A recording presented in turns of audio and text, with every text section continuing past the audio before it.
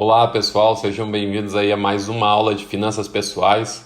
E o tema da aula de hoje é onde você deve poupar, né? Nós falamos poupar, lembra sempre poupança, mas não é isso que eu vou mostrar para vocês, que a realidade do Brasil hoje tem mudado, tá? Mas eu vou trazer para vocês renda fixa e renda variável, um pouco diferente aí, e explicar para vocês alguns conceitos importantes para vocês começarem a refletir e fazer a sua poupança render mais.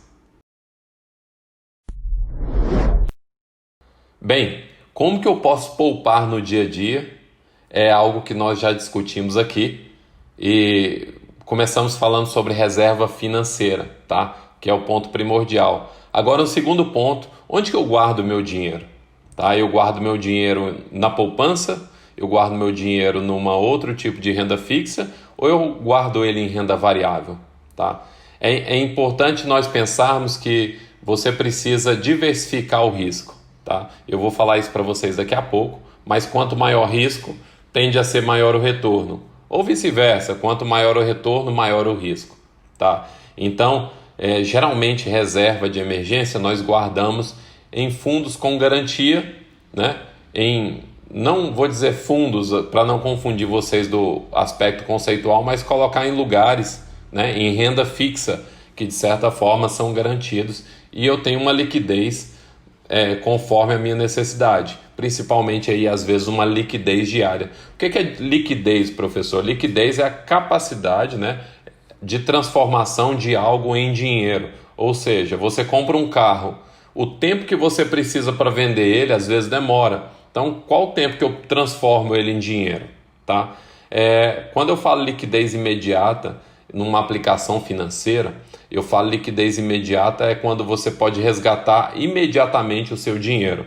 Então, renda fixa com liquidez imediata é que você deixa rendendo por um valor fixo e você resgata isso a qualquer tempo, de maneira imediata, sempre que você precisar. Então, a sua reserva financeira, geralmente, nós recomendamos que ela não fique parada numa conta corrente, sem rendimento, mas sim que ela fique numa renda fixa e seja remunerada, mas que tenha uma possibilidade aí de resgate imediato, ou então com 2 ou 3 dias aí de compensação, tá bom?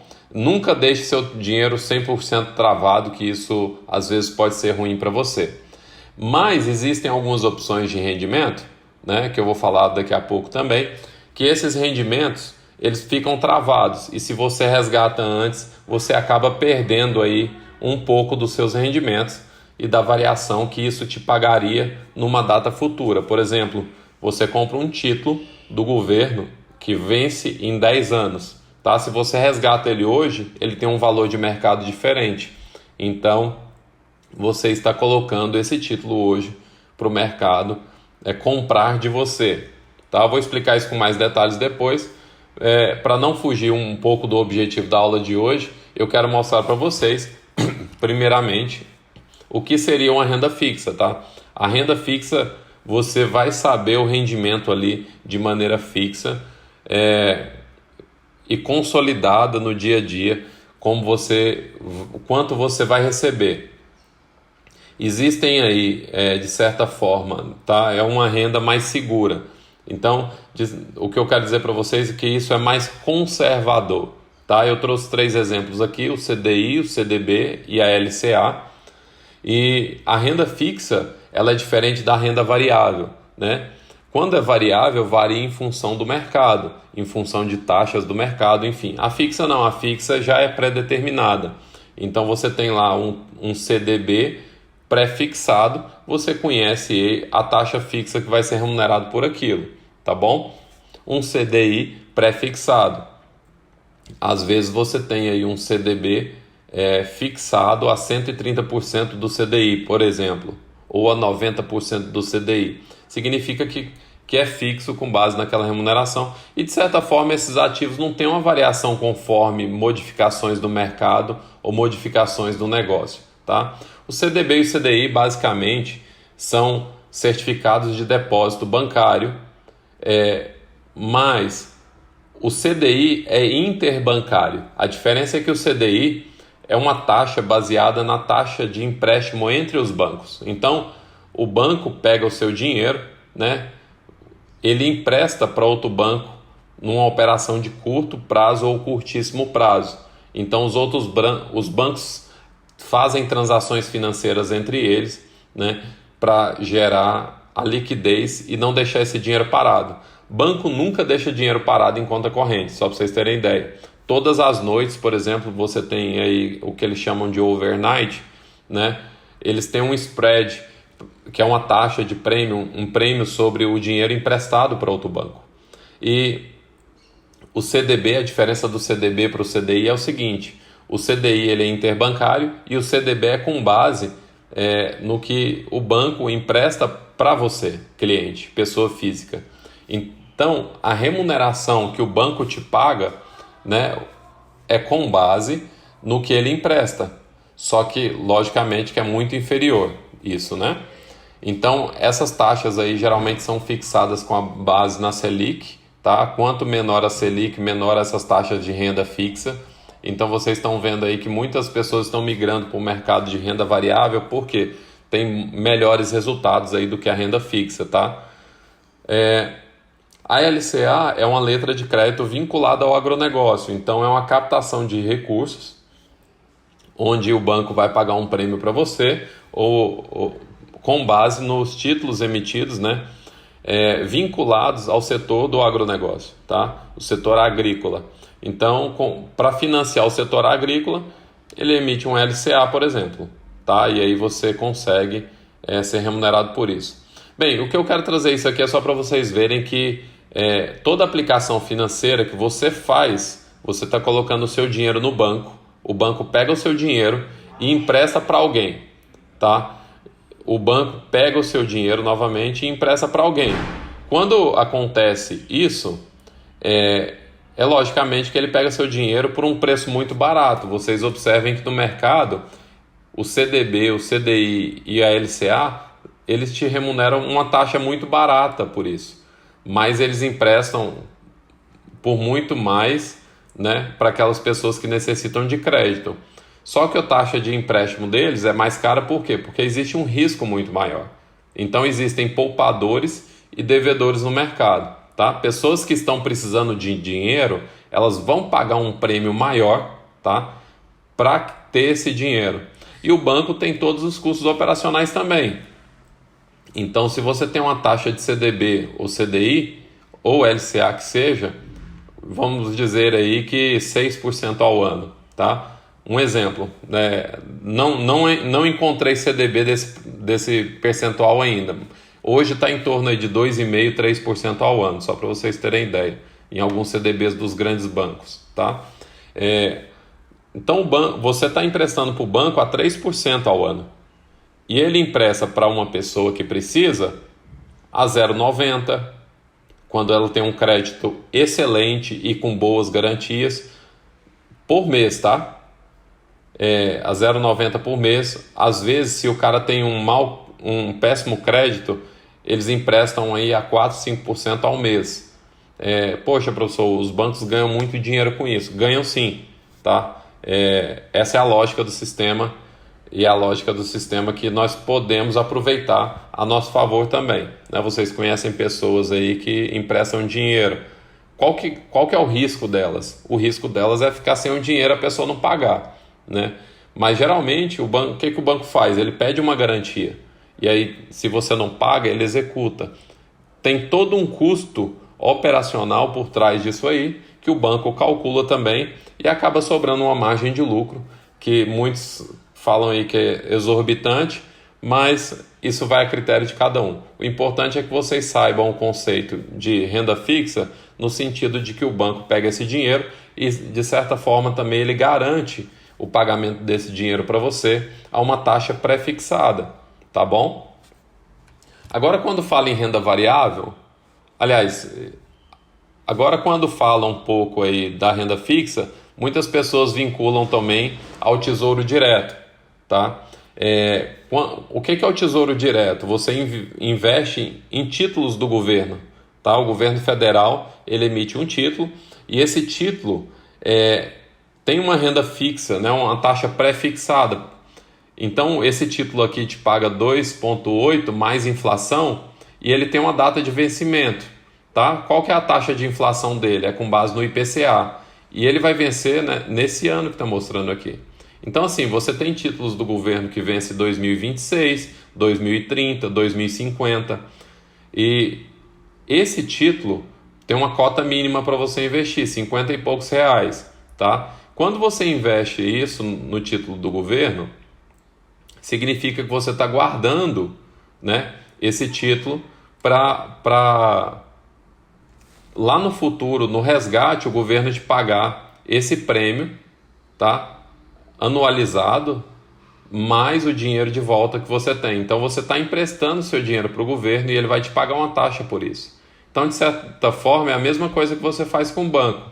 No CDB e no CDI você empresta para o banco, e aqui no Tesouro Direto você está emprestando para o governo, tá? Em termos econômicos, é a aplicação mais segura que existe, tá? Porque se o governo quebrar, é porque já quebrou o Brasil inteiro ou o país inteiro, e aí o governo quebra e não seria capaz de honrar as dívidas. Então, assim, o último a quebrar de tudo, de certa forma, é o governo, tá? Então, toda a economia quebra, aí sim o governo pode quebrar. É uma linguagem básica assim que a gente fala em economia, mas vale a pena a gente colocar isso aqui para vocês, tá bom? Bem, eu quero trazer para vocês aqui também uma outra situação que muitas pessoas perguntam para mim, professor, mas e a renda variável? Né? A renda variável vale a pena? É melhor do que a renda fixa? Eu digo para vocês que é importante diversificar, tá? A palavra diversificação ela é fundamental. Então, a renda variável ela te permite investir e conforme o tempo vai passando, as empresas vão aumentando o seu valor de mercado e durante esse tempo vai passando também, elas vão te pagando parte dos lucros e uma remuneração por esse dinheiro que você coloca nelas, tá? E onde que está essa lógica, professor? Essa lógica é o seguinte, toda empresa tem ativo, passivo e patrimônio líquido. Os ativos são bens e direitos, tá? Esses bens e direitos eles só existem porque alguém decidiu acreditar na empresa. No caso aqui do passivo, são pessoas terceiras que não são sócias da empresa. Então, elas acreditam na empresa, ou seja, funcionários, fornecedores. E aí você tem valores aqui a pagar para essas pessoas. E esses valores a pagar, eles fazem parte desse ativo. Esse ativo só existe porque pessoas aqui acreditaram, né? Além dos terceiros, eu tenho também os sócios. Então, do lado direito aqui que vocês estão vendo, tá? Passivo mais patrimônio líquido, eu tenho dinheiro de terceiros e eu tenho dinheiro de sócios. Tá? O dinheiro de sócio mais dinheiro de terceiros, eu consigo fazer todos os ativos da companhia. E esses ativos aqui, uma vez girando em propósito do negócio, para alcançar os objetivos do negócio, vai proporcionar lucros. E os lucros estão vindo aqui para os sócios. Tá? Então, quando você investe numa ação, você está investindo numa empresa como um todo, que tem dívidas, que tem um tipo de negócio, um modelo de negócio, e você é sócio dela a partir desse momento, assumindo determinados riscos. E aí, conforme o mercado é movimentado e as ações dessa empresa, as ações da diretoria, dos gestores dessa empresa no mercado são executadas, as decisões que eles tomam, tanto estratégica, tática ou operacional, influencia no futuro, influencia nos lucros, tá? E isso aí faz com que o preço das ações varie e a taxa de remuneração que eles pagam, né, um prêmio por esse capital que você investiu, também varie. Então, quando tem terceiros, tá, aqui na parte vermelha, e quando tem sócios colocando dinheiro para que esse ativo gire e aconteça, logicamente que os terceiros vão querer um prêmio por isso. Então você tem lá empréstimos, por exemplo, você tem que pagar uma taxa de juros que remunere esse empréstimo. Da mesma forma, o capital pessoal né, o capital social desse negócio, o patrimônio líquido que compete aos sócios. Os sócios também querem uma remuneração para colocar dinheiro nessa empresa. E aí a lógica das ações, tá? Fundo imobiliário funciona da mesma maneira, tá? Fundo imobiliário, ele tem um patrimônio de imóveis onde você recebe um aluguel. Ou então ele tem uma diversificação em papéis, vários tipos de negócio, tá? Imobiliários, que recebem também uma remuneração mensal, geralmente ali, por isso. Então, quando você é sócio, tá? Você significa que você tem uma ação da empresa, você está comprando um pedaço da empresa ou do fundo imobiliário, tá ok?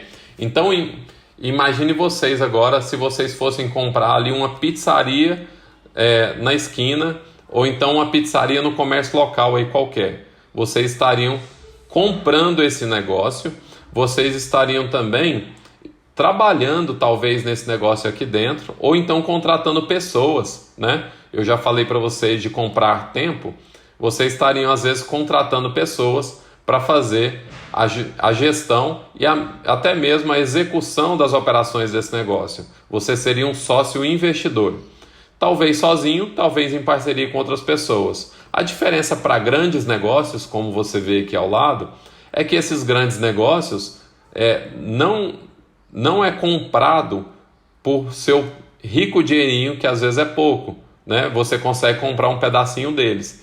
Então a diferença entre um e outro é que aqui tem toda uma estrutura de organização, de compliance, uma estrutura de prestação de contas para o mercado, que é exigido para você colocar seu dinheiro, né, nesse negócio. Aqui também, só que quem faz isso geralmente é você, tá? E aqui alguém já está fazendo por você. Então existem essas duas diferenças. Se você pega, por exemplo, fundo imobiliário, vai comprar um apartamento, vamos supor que um apartamento de 200 mil, vai colocar ele para locação, tá? E aí você vai receber uma remuneração aí em torno de 0,5% ao mês, que é geralmente a prática do mercado. Quando você recebe esse 0,5% ao mês, né, será que vale a pena você investir em fundo imobiliário, que grandes companhias já estão tomando conta, já tem gestores profissionais e te paga de certa forma também 0,4% ao mês? Você não tem ITBI, é isento de imposto de renda, e aí você começa a colocar na balança, o que vale a pena? Eu investir em negócios locais ou começar a investir no mercado de ações e fundos imobiliários? Tá? Isso é um mercado de renda variável. Tá? Ele varia conforme as movimentações do mercado. Outra coisa importante que eu quero mostrar para vocês é o seguinte: o preço das ações segue uma lógica, né? Eu falei para vocês agora há pouco que quando você investe dinheiro em algo, ou numa empresa, por exemplo, você tem interesse em receber lucros dessa empresa. Tá? Então o preço de ações, de certa forma, ele tem uma grande variação conforme o lucro. Então se você tem empresas com lucro, tá, crescente, com pagamento de dividendos crescente e tem uma consistência durante os anos, geralmente são boas empresas. Quando você tem um preço de ação e você vê que o lucro dela dá um valor de mercado muito menor do que o preço dessa ação, o preço dela está alavancado. E aí eu te pergunto, vale a pena comprar esse negócio? É o mesmo exemplo da pizzaria, né? Você sabe que essa pizzaria aqui te dá 10 mil reais de lucro por mês se você comprar ela do jeito que está, somente para investir sem trabalhar, tá? Com toda a estratégia que o dono anterior está te passando. Então essa pessoa está interessada em te vender um negócio e ela fala para você que dá 10 mil reais por mês. Só que aí de repente ela fala o seguinte, dá 10 mil reais por mês, só que você tem que ser o gestor, ou seja, o 10 mil já está embutido o seu salário mais o lucro. Então começa a ficar complicado o negócio, tá? E aí você tem toda uma dor de cabeça para poder administrar isso aqui. Será que vale a pena? Será que o preço dela, que te dá 10 mil por mês, vale o quanto ele está pedindo? Imagine vocês que ele vai pedir para vocês 1 milhão. Você pagaria 1 milhão para ter 10 mil por mês? Bem, isso é critério de cada um. Mas se você olhar a lógica do mercado, né, o percentual mensal de 10 mil por mês aplicado em outros tipos de maneira diversificada, pode ser que seja mais valioso você ter menos dor de cabeça aplicando no mercado com pessoas de maneira mais segura, tá? Então, se você chega à consciência que às vezes essa pizzaria vale, tá? Quando eu falo vale, é preço de mercado, é valuation, tá? Você tem várias formas de fazer valuation. Uma delas é você pegando os 5 próximos anos de expectativa de lucros e de caixa, geração de caixa, e trazendo isso a valor presente, ou seja, descontando a uma taxa de crescimento, taxa de inflação, etc. e tal. Tem várias formas de fazer. E aí você encontra um valor para essa pizzaria. Bom, você encontra que esse valor para a pizzaria aqui é R$1 milhão, que ela vale R$1 milhão realmente, mas que o dono dela está pedindo para vocês 500 mil. Para vocês comprar um negócio de 1 milhão por 500 mil vale a pena? Pensem nisso, tá? A mesma coisa são nas ações, tá? Você tem empresa que o preço da ação está muito alto e o lucro está aqui embaixo, ou seja, o valor de mercado dela vai estar aqui embaixo. Mas tem determinados momentos do mercado que o valor dela é aqui e o preço dela está bem abaixo do valor de mercado. Então, imagina aí uma empresa que a ação dela vale R$15, mas o preço de mercado dela é R$9. Vale a pena você comprar ou vale a pena você esperar ela chegar num valor menor? Porque o preço dela de R$15 e o valor real dela é muito distante, né? O preço está muito acima. Se você pagar 15, de certa forma você vai estar perdendo aí R$6 pagando por essa empresa, tá? Agora, se o valor de mercado dela for o contrário, o valor de mercado dela for R$9, tá? Aliás, o valor de mercado dela for R$15 e o preço dela no mercado está por R$9, aí vale a pena, né? Você está comprando uma empresa às vezes consistente, com bons gestores, bom histórico de pagamento de dividendos, por exemplo, por R$9, sendo que ela vale 15. A tendência é o preço de mercado dela de 9 chegar a 15, já que ela vale isso. Então, numa análise completa, tá? Quando você movimenta a economia, seja em momentos momentos pujantes na economia ou momentos de crise, vale a pena você investigar quanto realmente vale aquele negócio. Quando fala em investir em ações ou em fundos imobiliários, você precisa investigar não somente quanto eles te pagam de dividendos ou outro tipo de remuneração, mas também quanto aquilo vale, quanto você está pagando por isso. Senão você vai comprar uma pizzaria que vale 500 mil e pagar 1 milhão por ela, tá? E aí você está perdendo dinheiro. O bom mesmo é quando ela vale 1 milhão e você paga 500, você está pagando 50% do que ela vale, tá? Às vezes, se você encontrar outro comprador, você vende por ele por 800 ali rapidinho e nem tem estresse com o negócio. Bem, um ponto para conscientizar vocês aqui é o risco e o retorno, tá? Geralmente, quanto maior é o retorno prometido pelo mercado, maior o risco. Então, fiquem atentos a isso, tá? Não tem fórmula mágica, né?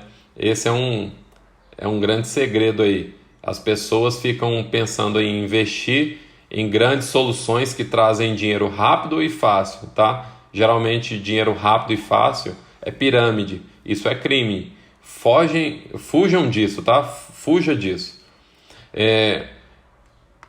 As ações, como eu estava falando para vocês, voltando aqui ao assunto rapidinho, essas ações, geralmente quando você investe, compra ações de uma empresa, elas te remuneram por dividendos, tá? Isso aqui é geralmente uma taxa anual, e aí você tem empresas que te pagam em torno de 6% ao ano, é a média do mercado hoje. E tem juros sobre capital próprio também, tem um percentual lá que eles te pagam juros pelo empréstimo desse dinheiro, de certa forma, tá? Então vocês, como sócios, lembrem do slide anterior lá, vocês estão esperando uma remuneração daquele negócio, tá? Você tem um pedaço das ações. Fundo imobiliário é a mesma coisa, tá? Você tem um fundo lá que te paga 10% ao ano, é muito acima da taxa média de mercado, que é 0,5% ao mês, significa que esse fundo pode apresentar mais risco. Então, cuidado com isso, tá? Tem todas as facilidades, né? Mas outro exemplo de você comprar um fundo aqui ou comprar ações é que você consegue diversificar. Imagine que você tem 200 mil para comprar aquele apartamento que eu falei, e aí aquele apartamento que eu falei, em vez de você pegar 200 mil e investir apenas em um apartamento, aqui você pode diversificar, ou seja, você mantém o seu retorno e reduz o seu risco. Quando você diversifica de uma maneira com qualidade, lógico, né? Você sabe diversificar, se não souber, procura um profissional, você mantém o seu retorno ou até mesmo aumenta o seu retorno e reduz o risco, tá? Se protegendo aí de variações individuais. Por exemplo, aquele apartamento de 200 mil, ele pode sofrer uma depreciação porque montou um big prédio comercial do lado e cheio de barulho. Sei lá, eles colocaram uma parada de ônibus bem em frente ao prédio e é um barulho absurdo e as pessoas que geralmente alugavam não querem alugar mais. Então você começa a colocar restrições aí do dia a dia por conta de ter um imóvel só, sendo que aqui você pode diversificar, minimizando o risco e focando em maximizar ou pelo menos manter o retorno, tá bom? Uma coisa especial de ações e fundos de investimento imobiliário é o ganho de capital. Com o tempo, né, a tendência é que esses negócios gerem valor para os seus sócios. Ou seja, com o tempo você vai ter um ganho de capital. A ação que valia 9 hoje, né, daqui a um tempo vai estar a 15. Pode valer 8 daqui a um tempo? Pode. Mas se você comprar ações de empresas com base, né, no valor de mercado delas, sempre buscando comprar quando elas estão baratas, é muito melhor do que pagar um valor mais caro por aquilo que não vale. Tá ok? Pessoal, eu espero que vocês tenham aprendido um pouco aí e comecem a pensar onde guardar o seu dinheiro, tá? Pensem sempre na diversificação do risco e maximização do retorno. Até a próxima aula.